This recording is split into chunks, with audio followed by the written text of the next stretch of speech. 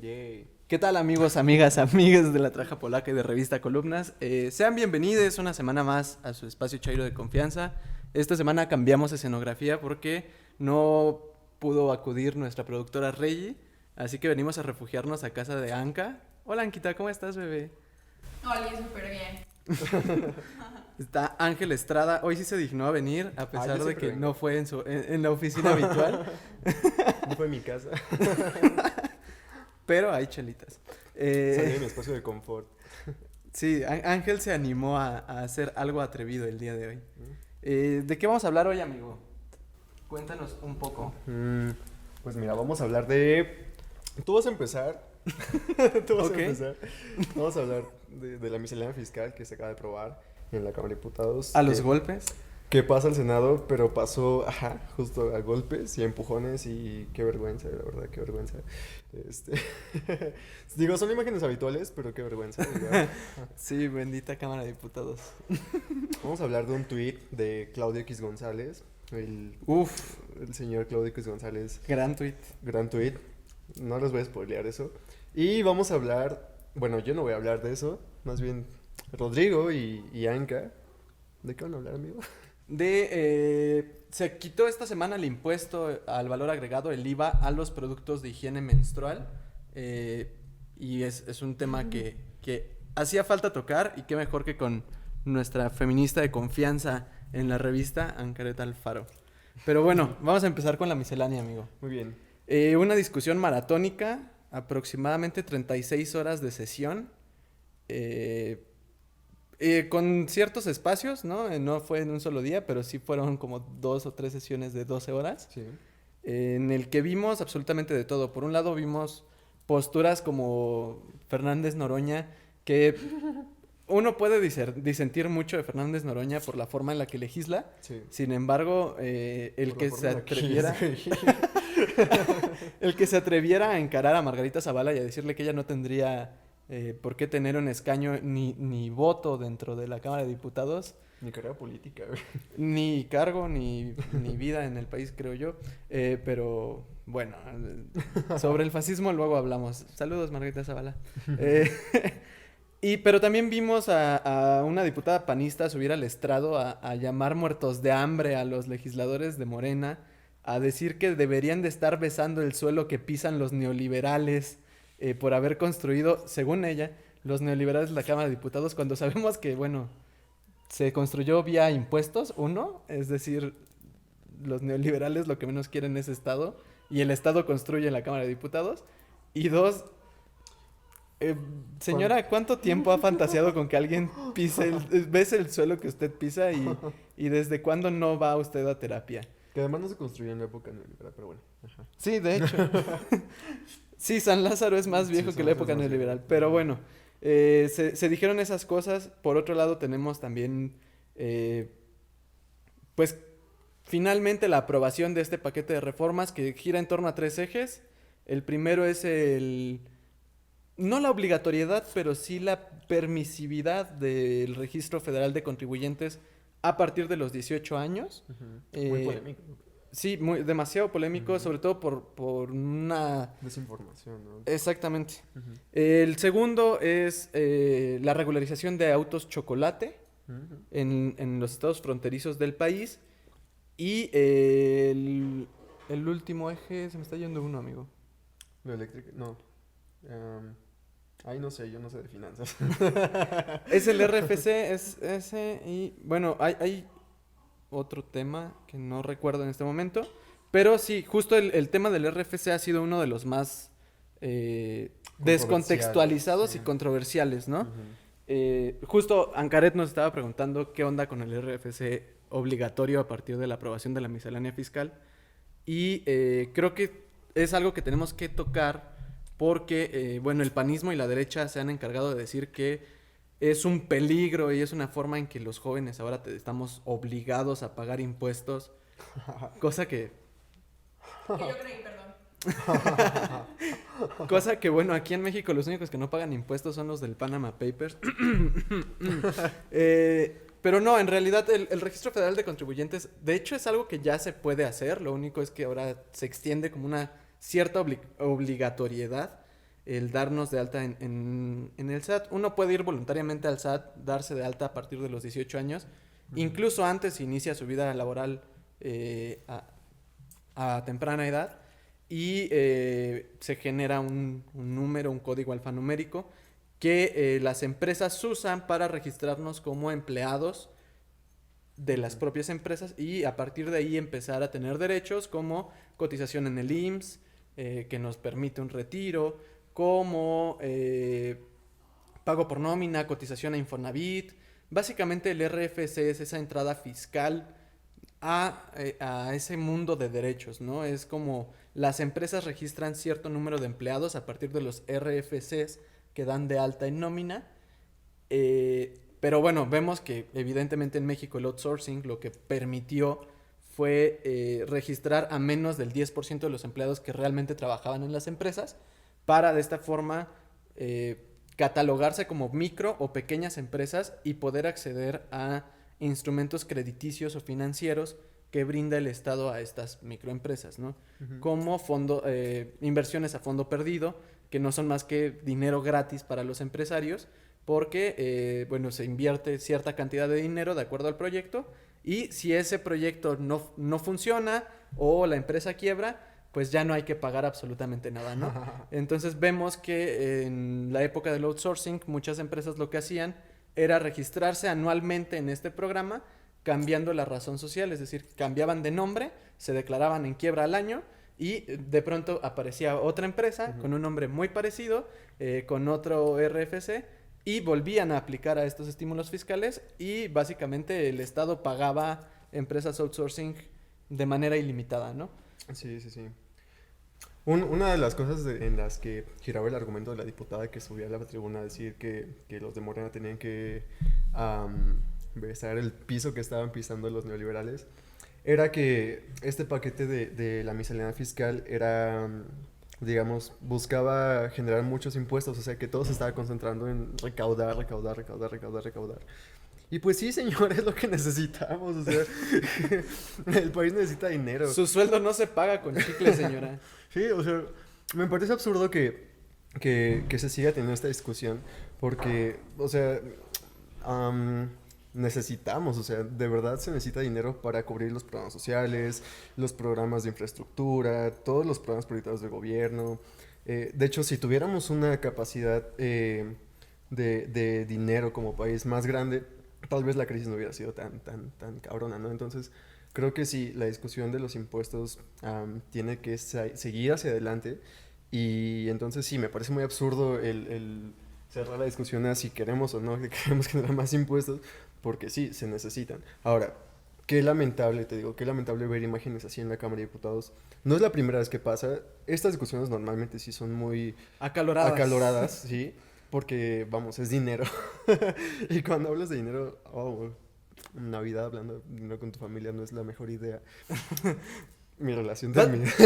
Básicamente es lo que pasó en la Cámara de Diputados esta semana fue la pelea por los terrenos de la abuela, pero llevado a nivel nacional. Sí, o sea, sí. Entonces sí, o sea, hasta cierto punto se entiende que la discusión sea de este nivel. Pero eso no justifica que haya estos eventos de violencia. Se estaban golpeando en la cámara, entonces me parece... Agresión que inicia el panismo, ¿no? Panismo, claro. Qué raro. Ahora, también otro argumento es que Morena lo que quería era generar un paquete fiscal que viera solo por los intereses del gobierno, ¿no? De los proyectos del gobierno, lo cual, otra vez... Tiene sentido, güey, o sea, en 2018 el proyecto de Morena ganó para hacer, pues, no lo que quisiera, porque se escucha muy feo, pero literalmente sí proponer y que su proyecto, pues, fuera el chingón, ¿no? O sea, entonces, vamos, la reforma plantea muchas cosas, lo del RFC me parece increíble también porque es una forma que... Yo le preguntaba a Rodrigo, pues, como, ¿por qué? Porque yo tampoco sabía. Él me comentaba justo lo de los outsourcings. Y es un proceso muy chido porque yo veo a mis roomies que también ya cambiaron de razón social porque los obligaron a que su empresa los contratara. Y qué bueno, porque muchas empresas optaron por mejor despedir a sus empleados. Pero sí me parece muy importante que esta discusión también genere consecuencias como existen un chingo de empresas fantasmas en el país. Demasiadas. Existen muchas, sobre todo en la Ciudad de México, que son empresas que te ofrecen trabajos muy fáciles, muy sencillos, de acceso muy directo. Oxxo. No, deja tu Oxxo. Hay empresas que se constituyen y que incluso te llevan y que te estafan, te piden dinero para que tú entres y Vender muy... paletas. Ajá, sí, Sí. mucha gente cae. Los cupcakes. Sí. Entonces el hecho de que el RFC se convierta en un instrumento para tratar de que esto no suceda es bueno, porque no hay otra manera de combatir a esas empresas, Claro. porque no están registradas, no puedes ir legalmente contra ellas. Entonces, si la manera es así, si la manera es financieramente, está bien. Que también es lo que está haciendo el gobierno, por ejemplo, desde Hacienda con Santiago Nieto, que mucha de la estrategia contra el crimen se ha centrado en la inteligencia financiera más que en la fuerza. Entonces, Santiago Nieto, ¿todo bien? Hertz Manero, oh, hermano, todo mal. Eh, ya retírate. ya me acordé del otro punto y también es importante tocarlo. El otro punto es la limitación de la deducción de impuestos a través de Sí, de claro. donativos, ¿no? Sí, Y sí. esto es importante, ¿por qué? Superimportante. Porque por años, desde ciertos sectores de izquierda, ¿no? Hemos dicho que el Teletón es una defraudación fiscal. La derecha siempre sale a defender esto como, bueno, pero al menos los empresarios que donan al Teletón sí están evadiendo impuestos, pero están ayudando a los niños, ¿no? Pero lo que está raro, lo que no se vale acá es que de pronto Emilio Azcárraga Gallán, a través de Televisa, diga, bueno, Televisa ganó 36 millones de pesos este año, que donó al Teletón, y como se donaron al Teletón, pues ya no tengo que pagar impuestos de esos 36 millones de pesos de ganancias, ¿no? Cuando las dos fundaciones, tanto Televisa como el Teletón, son de Emilio Azcárraga Gallán, ¿no? Es como, ok, me voy a donar a mí mismo 36 millones de pesos, que ya no tengo que pagar impuestos, para que haya atención especializada a niños con diferentes problemas, ¿no? Motrices, intelectuales, de otros tipos. Esto no es algo exclusivo de Emilio Azcárraga Gallán. Salinas Pliego también lo hace a través de Fundación Salinas Pliego. Azteca. Slim lo hace a través de Fundación Slim. Y entonces estos grandes capitales lo que hacen es como, bueno, estamos ganando millones de pesos al año, pero no quiero pagar impuestos, entonces voy a hacer una asociación civil que pueda no hacer absolutamente nada, pero que sí emita recibos de donativos que me hagan no pagar impuestos, ¿no? Sí, Raquel Buenrostro lo decía bien, Raquel Buenrostro es la del SAT. El problema no es contra las asociaciones de la sociedad civil, no es ir contra las que sí están constituidas bien, que son la mayoría. O sea, ella decía que es muy poco el porcentaje de asociaciones a las que realmente se les va a afectar con esto. O sea, más bien lo que se busca es ir contra esas, que bien dices tú, las constituidas como de grandes empresas como Televisa, TV Azteca, Mexicanos contra la Corrupción, etcétera, que viene de Carlos X González, perdón, de Claudio X González. Entonces sí, o sea, el problema con la recaudación es que no estamos recaudando, somos de los países de la OCDE que menos recauda. Y parte del problema es que no se está cobrando impuestos a los ricos porque evaden impuestos a través de estas formas.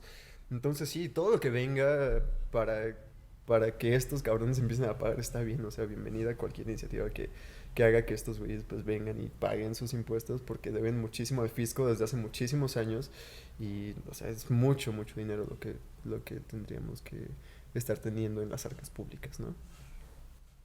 Sí, es importante este tema de la recaudación, amigo, pero comentabas a Claudio X González con Hablando su de Claudio X Mexicanos González. contra la corrupción, ¿no? Esta mítica asociación civil que de pronto evadí muchos impuestos, ¿no?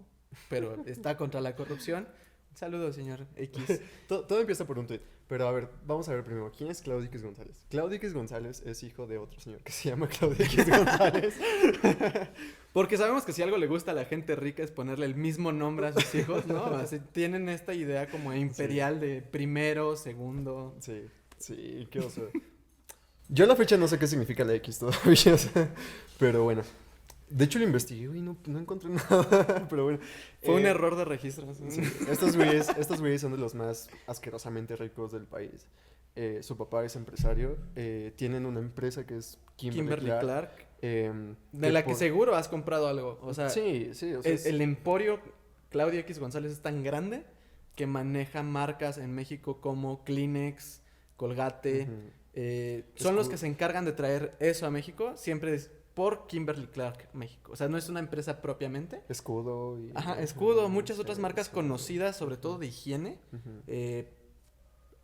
Quien se encarga de traerlas a México es Claudio X González a través de Kimberly-Clark. Eso no quiere decir que les tengamos que agradecer nada, por supuesto. Ah, no, evidentemente no. Están generando un duopolio entre ellos y otras empresas. Sí, entonces, bueno, este personaje, además de ser empresario, pues tiene una asociación civil. Bueno, por cierto, Kimberly-Clark fue una de las empresas que más recibió recursos durante el sexenio pasado de Peña Nieto. De los consentidos. Sí, más de 200 millones de pesos en 6 años. Muchísimo dinero. Se antoja. Y esto por razón de la empresa, porque todavía recibió como asociación civil, como Mexicanos contra la corrupción. Que por cierto, te juro que en 2018 yo los tenía endiosados porque yo no sabía nada de estos cabrones y pues yo pensé que era una sociedad muy, muy, muy chida, ¿no? Pero bueno. Saludos también a Gatitos contra la corrupción. Bueno, pero este güey es asquerosamente rico. Su asociación lo que hacía era fingir que luchaba o que peleaba contra la corrupción, porque incluso cuando salió la estafa maestra, la investigación de Animal Político, estos güeyes fueron los primeros que se montaron y denunciaron a Peña Nieto públicamente por estos escándalos, pero siempre ha sido como un discurso muy tibio. Entonces, realmente la asociación no es gran cosa. Y parte del enojo de Claudio X González ahora es que Andrés Manuel desde el gobierno ha pugnado mucho contra este tipo de asociaciones civiles que están constituidas, que son grandes y que reciben muchos recursos públicos, ¿no? O que recibían muchos recursos públicos. Y bueno, todo empieza por un tuit. Espera, antes de eso, Ajá. es importante tener también en el panorama que justo cuando se destapa a través del Poder Federal con Andrés Manuel el financiamiento de estas asociaciones civiles, hay una auditoría civil a Mexicanos contra la Corrupción. Sí, cierto. Y descubren que Mexicanos contra la Corrupción declara que sus investigaciones sirven a cerca de 1,000 millones de personas. ¿De dónde sacaron ese número? La verdad es que nadie sabe. O sea, simplemente lo montaron así de... sí, este estudio le va a servir a 1,000 millones de personas. ¿En qué? No tengo idea. Un séptimo de la población. Ajá. O sea, fue como, wow. O sea, y precisamente cómo ayuda. O sea, ¿tus investigaciones han derivado en investigaciones? ¿Han encarcelado a alguien? No, pero yo digo que sirven, entonces denme dinero. Sí, o sea, creo que además es una de esas asociaciones que se mezclan mucho o que buscan mucho asociarse con el aspecto de la academia. Dresser. Entonces, ves a mucha gente de la academia como Denise Dresser y a muchos personajes así muy alineados a ellos, defendiéndolos a capa y espada. Eso no me puro gusta. Itamita. Ajá, sí, o sea... eso no me gusta, pero bueno, pasa, ¿no? Porque, la verdad, a lo mejor... Mira, la verdad es que sí, hay muchos intereses económicos y estoy segurísimo de que a estos güeyes que los defienden a capa y espada, pues también les toca. Pero bueno, el tuit de este güey en cuestión dice así: la llamada 4T, una gran farsa, acabará mal, muy mal. Hasta ahí todo bien, o sea, pues va, ¿no? O sea, lo lees y es un tuit normal, ¿no? Provocativo, pero bien. Ajá. Hay que tomar nota de todos aquellos que por acción o omisión alentaron las acciones y hechos de la actual administración y lastimaron a México. Que no se olvide quién se puso del lado del autoritarismo populista y destructor. Bueno, yo cuando vi este tweet, pues sí fue como... Güey, me estás echando la culpa. O sea, es que, vamos, creo que no está dimensionando o no alcanzó a dimensionar que iba a impactar su tweet. Y si estaba buscando simpatía... Perdón, le acabas de decir a 30 millones de mexicanos que votaron por un proyecto que son culpables de lo que sea que tú creas que está mal, ¿no? Entonces... No, aparte que los quieres anotar en una lista. Sí. O sea, estás a 3 de ponernos una banda del lado izquierdo que diga yo voté por la 4T. Impresionante, sí. Y mandarnos a vivir a todos a un gueto, ¿no? O sea... Sí. ¿Qué? ¿Claudio qué? ¿Claudio Hitler González? ¿Qué? Sí, o sea, lo más peligroso de todo esto es que hay personajes muy alineados a él, como Gustavo de Hoyos, de la Coparmex, que a la vez está alineado... Otro loquito. Con personajes como Felipe Calderón Hinojosa, como Marco Cortés, Alito. como Alito, como esta clase política que es abiertamente de derecha, de extrema derecha, Que trajeron a Vox a México. que trajeron a Vox a México. De hecho, hay un periodista que estaba viendo una nota hace ratito y que defendía abiertamente a Vox y decía, no me parecen radicales. Oh, sí. Wow, la audacia de esos tweets. Sí. Me encontré con Santi Abascal. Sin lugar a dudas, no es un radical. Bro, ¿qué? Sí, exactamente, o sea, a ese nivel.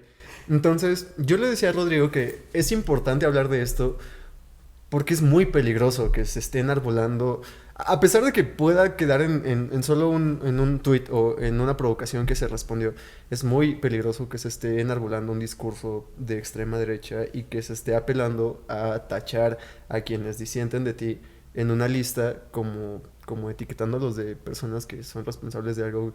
Sí, un fascismo impresionante. Abierto, Sí, o sea, abiertamente, sí. Ah, y más cuando revisamos la historia latinoamericana, ¿no? Sabemos que Videla tenía literalmente listas de intelectuales comunistas a los cuales no dejaba entrar a Argentina, igual que Pinochet. Pinochet también tiene listas. O sea, creo que lo que propone Claudio X González, a lo mejor en su mente sonó bien novedoso, porque sabemos que si algo tiene la derecha es que no sabe nada de historia ni de política.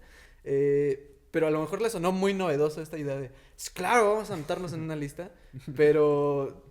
Señor Claudio, suena usted muy pinochetista. Sabemos que lo es, pero de menos tenga tantita prudencia, ¿no? Sobre todo porque quiere financiar un movimiento político en 2024 de la mano del PAN y el PRI. Digo, onda, ¿no le serviría más mantener su fascismo bien oculto, de preferencia no tenerlo y sacarlo de las urnas? Pero si ya lo va a tenerlo oculto para que no nos dé a nosotros, desde el 2021, la oportunidad de, uno, desmontarle el discurso y dos, ganarle por la izquierda, digo, se le pone en la mesa, ¿no? A mí me encantaría, la verdad, me encantaría que Andrés Manuel fuera mucho más radical. Y lo sabes, o sea, desde 2018 es como... De hecho, salió un meme a principios del sexenio que era una taza de té y decía... Y estaba el logo de la 4T ahí en donde está el café. Decía, está muy tibio, ¿no? Y, o sea, me gustaría... Pero me gustaría más que esto que ellos dicen de Andrés Manuel, o sea, señalándolo como un Fuera radical. real. Sí, o sea, me gustaría que fuera real. La verdad es que los radicales son ellos. Y lo peligroso de esto es que son radicales de derecha, que de verdad están apelando abiertamente desde que llegó Vox a polarizar el punto de la discusión en polos muy, muy opuestos. O sea, están tratando de que se generen simpatías con el extremo. Y pues la gente, yo la verdad no espero que la verdad no lo tome así, no logre comulgar con eso, porque sí sería peligroso entonces ver cómo avanza, ¿no? No están peleadas las dos notas, ¿no? Vimos en tribuna esta semana a una legisladora panista decir que la izquierda es muerta de hambre, que tienen que estar besando el piso que pisan los neoliberales, y al mismo tiempo tenemos un Claudio X González diciendo que hay que anotar a la izquierda en una lista para poder hacer después quién sabe qué cosas, pero van muy de la mano, ¿no? Son precisamente dos narrativas de un mismo discurso de ultraderecha en el que se busca no solo señalar la otredad como responsable de lo que sucede en el país, que si vamos a señalar, los responsables son quienes los últimos 30 años implementaron políticas públicas de desigualdad. Spoiler, no fue la izquierda. Y aparte, tienes también que entender que el electorado no tiene la culpa de lo que se hace una vez asumido el poder político. Claro. Una democracia representativa lo que hace es entregar las facultades de decisión a un número limitado de personas a través del voto. O sea, nadie puede salir y decir, los votantes son los culpables de las decisiones que se toman en el poder. Porque créanme que a mí Andrés Manuel no me marca cada mañana y me pregunta, güey, ¿la reforma eléctrica sí o no? ¿Pasa o no, güey? O sea, estaría chido que lo hiciera, yo ganaría demasiado dinero. Pero no lo hace. Y no lo hace con ninguno de sus 30 millones de votantes, porque aparte sería completamente inoperante la política. No puedes tomar en cuenta a 30 millones de personas antes de tomar o no una decisión. Por eso se le brindan esas facultades a los poderes de la Unión. Entonces, culpar o tratar de enlistar votantes, a lo mejor le sirve al INEGI, ¿no? Para decirnos en dónde se vota y cómo se vota, pero no le va a servir a la derecha porque a final de cuentas, uno, no entienden las realidades del país, 2, están muy preocupados tratando de no morirse ahogados porque no les alcanza el presupuesto. Y 3, ¿para qué quieren ese registro, no? Digo, desde acá se sabe para qué lo quieren y da miedo, pero pues por eso es importante que la derecha no gane más espacio. Sí, o sea, al final de cuentas estamos describiendo lo que es la derecha, ¿no? Un discurso de desprecio por las clases más bajas, por las clases que son menos favorecidas, porque abiertamente se está hablando de todo esto en el Congreso, de cómo hacer un presupuesto para beneficio de los programas sociales y de toda la gente que es beneficiada de ellos, de los proyectos que hay. Y hablar desde la Cámara de Diputados y señalar a un grupo parlamentario y decirle los insultos más clasistas y racistas que puedes, también es insultar a mucha gente que creyó en el proyecto, y incluso a quienes no creyeron, Claro. pero que están en el país y viven una realidad que ellos desde luego no conocen y no están interesados de conocer. Entonces, reprobable. ¿Qué más puedo decir? O sea, no podemos permitir que estos discursos sigan creciendo y exponiéndose. Más bien tenemos que exponerlos nosotros y tratar de acallarlos. O sea, suena De culero, pero sí, desmontarlos. como dice Rodrigo, No, al no fascismo de se le callar. patea, ¿no? Yo creo que 2 cosas importantes. Con el fascismo no se discute, sin embargo, tampoco silenciarlo va a quitarlo de la sociedad, ¿no? Bueno, no Tenemos que silenciarlo, aprender a desmontar estos discursos fascistas, aprender a explicar por qué están mal.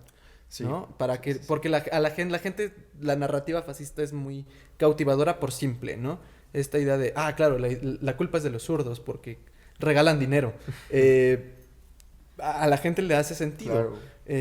Sin embargo, si nosotros lo único que hacemos es callarlos, lo que pasa es que sí, lo sacamos de las esferas de poder, pero por abajo sigue creciendo, ¿no? No, sí, yo decía callarlos, pero no callarlos literal, porque sí. Sí, Ángel muy Claudio X González el día de hoy. Ángel Sí. X González. Sí, no. Desde luego, no les pondría cinta en la boca tampoco, ¿no? O sea, no se trata de eso. Bien dice Rodrigo, se trata de contrarrestar los discursos, callándolos, sí, pero es el debate, o sea, a eso me refiero. Pero bueno, ya nos vamos porque si no voy a decir algo que... Sí, Ángel ya está desvariando.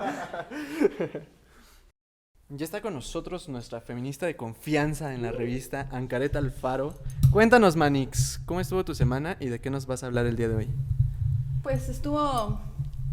Vamos a omitir esa parte. Sí,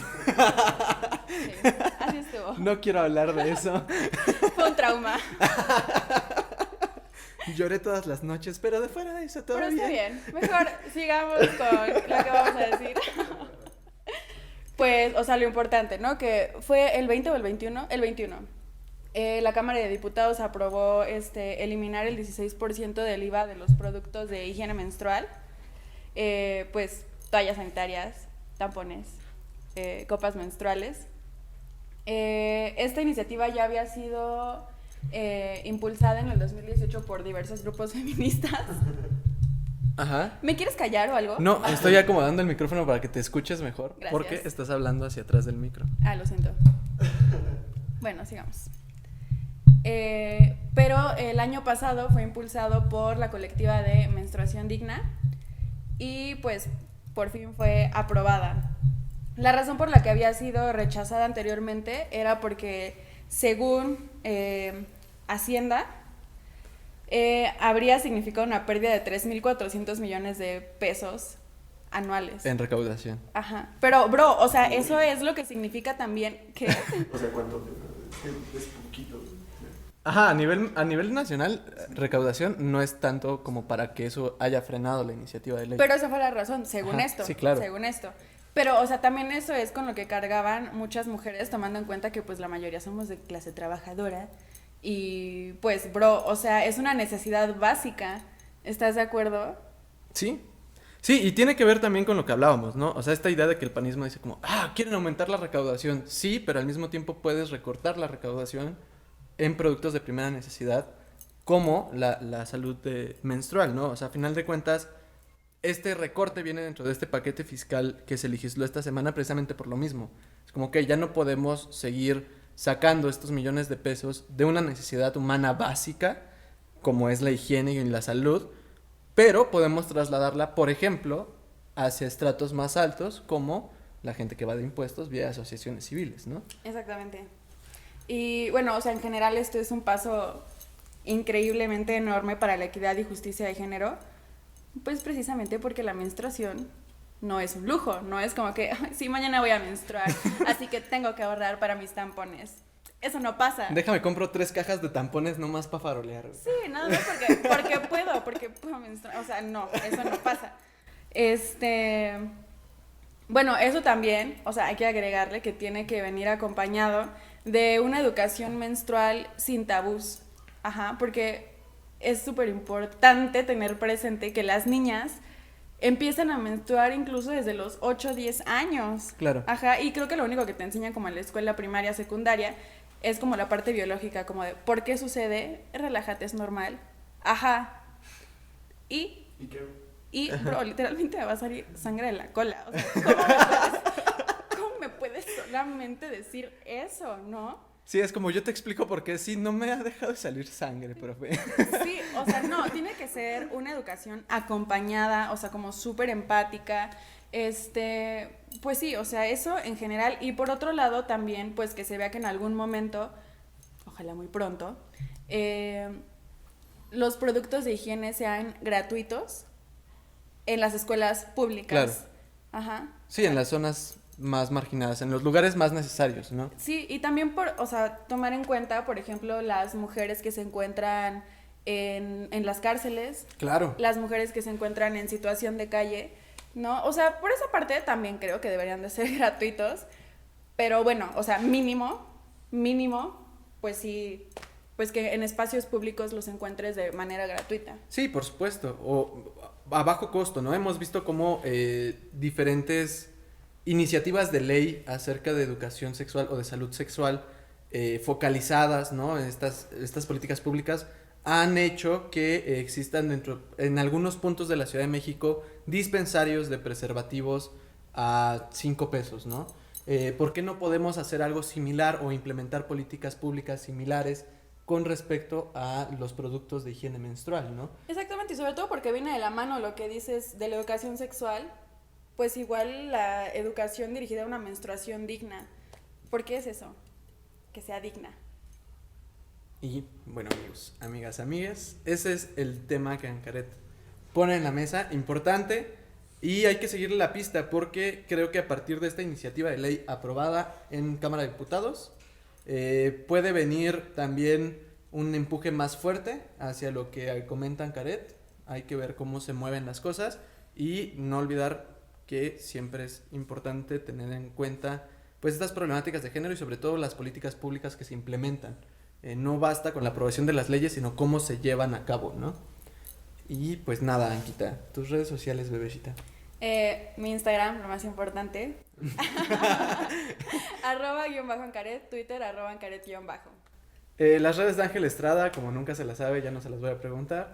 En Twitter está como @EstradaAVZ. En Instagram está como angelestrad.a.